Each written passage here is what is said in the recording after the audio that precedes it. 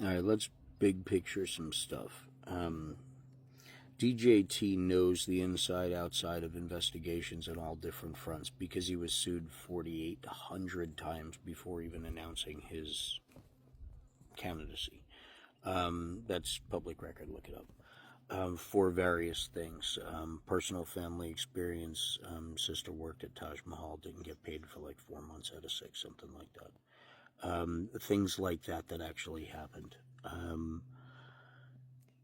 There are all sorts of non-disclosure agreements. That was his big power thing, and a lot of Hollywood celebrities, including P. Diddy and people like that, use non-disclosure agreements to hide indiscretions, to hide broken laws, to hide whatever level of abuse. And with those non-disclosures agreements come the natural threat. Diddy and I believe Trump's was a $5 to $10 million automatic lawsuit against them for breaking the non-disclosure and blah blah blah blah blah, and public ridicule and blah blah blah blah, and how dare you go up against whoever the hell you went up against. And that's how they scare everybody. They also do that with business. When the Trump Association, when The Apprentice and all that, and the people who worked on those shows, they had to sign non-disclosure agreements because they hear him saying things behind the scenes, or if they're caught recording and posting, they have ramifications that will destroy their life. That is the threat of a non-disclosure. And when someone with the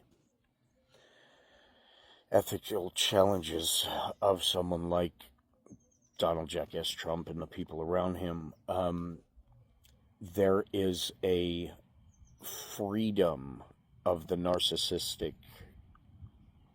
perspective that makes them feel like they won't have any ramifications for anything else, especially if they have things like the Supreme Court giving them immunity on certain things. Then they take the next level of excuse and try and manipulate everything they do to the maximum capacity of those restrictions.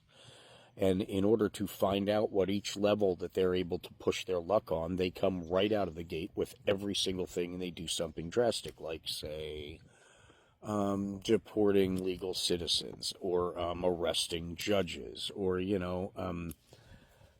four Democratic two lawmakers unalived in the same night. Little things like that. The 12-year-old from the Epstein, all those things that just conveniently happened along this journey, that just got blown away or swept under the rug or what have you. All of that's real stuff, but if you have a big enough distraction pattern on the outside, it gets buried really, really, really quick. And if you have any of these media sources under some form of pressure or manipulation, say with pending lawsuits of not being nice, and here's an opportunity for them to actually tell the truth and not be nice and actually just, just tell the truth. And they know that they're already getting sued for 100 million, 200 million, 5 million for saying his dad's an orangutan, whatever the hell the problem is. They know they're getting sued by someone, so let's just pass on this story. Oh, the math isn't mathing on an election, but no, let's just pass on the story. Let's just, all of these mean something. That is why the big picture is the only thing we should all be looking at. Because the big picture is very, very obvious. We can't rely on the media these days because they're under the thumb. We have to rely on independent media. We have to rely on content creators that are under the gun too. We don't have big legal departments. We don't have defense. We have to rely on little things like creative funds and things like that. We have to rely on being able to get our content out to meet the qualifications to get our word out. That has a bunch of opportunities to be blocked and to be silenced.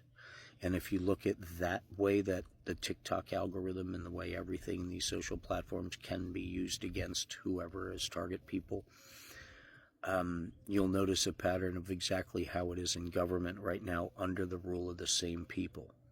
And it really starts blowing your minds when you see the connection of all of it, like this whole TikTok thing. Let's circle back around. Divide and conquer. How many times a day do you get asked if you want to link your Facebook friends? What if you accidentally say yes? What does that do? So you get asked all the time to link Facebook friends. You get asked all the time to link your contacts. You get asked all the time, every time. So what if you accidentally say yes? Are they going to ask you every time, are you sure you want it linked? Are you sure you want it linked? No. They're going to leave it linked. Why? Because something you say somewhere eventually will piss off someone you love.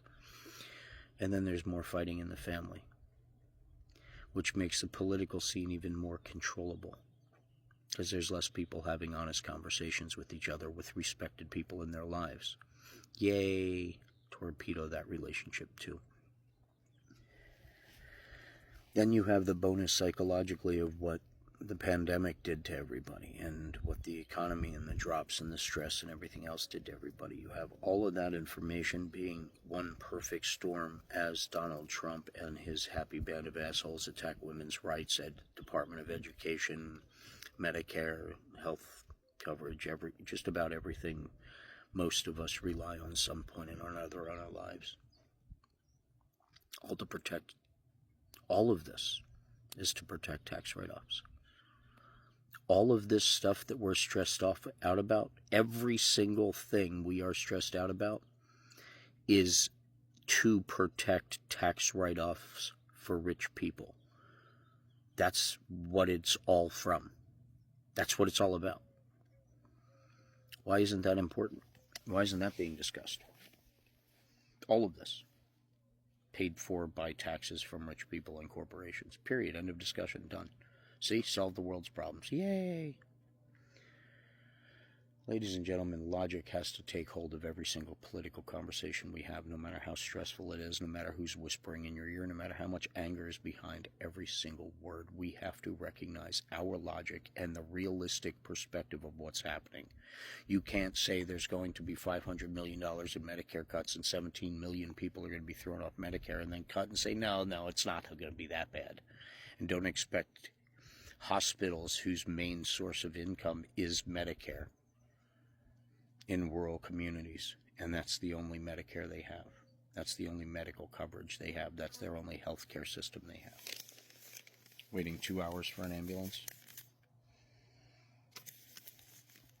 The big picture is what we should be focusing on at all times.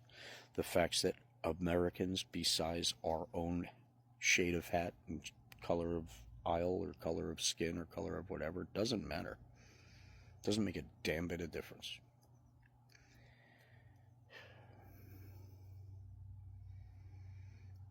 The big picture speaks volumes, and it's not a political speech. It's just fact. Act accordingly. I want America first. I want you to mean America first.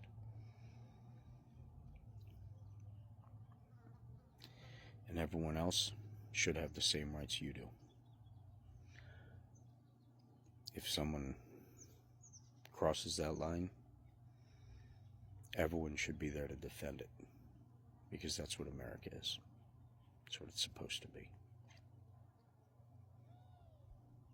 It's my opinion. God bless. Stay diligent, stay educated, be kind. We are all in this together.